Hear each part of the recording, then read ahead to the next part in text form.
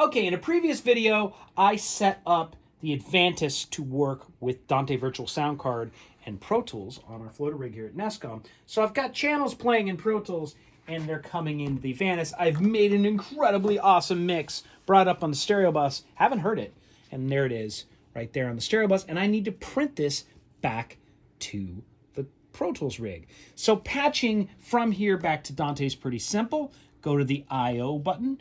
Pick the outputs tabs because you're sending an output from the console, and you're going to output the stereo bus over here at NESCom to I/O port 2 because the second I/O port is actually a Dante card. And you may need to scroll down and find yellow is the left-right bus, and it's color-coded. What I like about this console is I can zoom in, see the yellow. And it's color-coded, as is the stereo bus. And so yellow is the color of stereo bus. So I'm going to hit the patch button, and I'm going to send the stereo bus left and right to I/O port 2, 1 and 2. And that's going to be Dante channel 1 and 2 coming out of the console. So we've got a Dante cable. It's coming over to this floater rig here. They're connected. And I'm going to go visit Dante controller, my buddy here. And Dante controller, I'm going to take transmitter, output Avantis, and I want to send that to DVS, Dante Virtual Soundcard, which goes to Pro Tools. So Avantis 1 and 2, which I just patched, are going to go to DVS, Dante Virtual Soundcard 1 and 2. And as I showed in the previous video, that's not, up there it goes. And as I showed in the previous video, Pro Tools is all set up, I'll stop it right now, to be working with Dante Virtual Soundcard.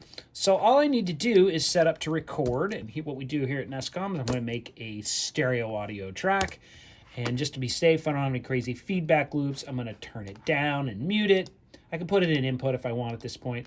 But as long as I got my I/O all configured correctly with inputs are all configured from Dante Virtual Soundcard, and I hit default at some point earlier in my mix process, which I did. This should be very simple here. I just have it set to input 1 and 2.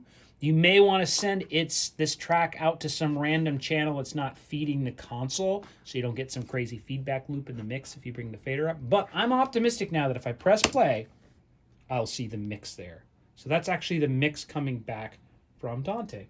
I can confirm that if I bring my stereo bus down, it should go away. So that's how you record a mix back here at NESCom to DVS from the Avantis.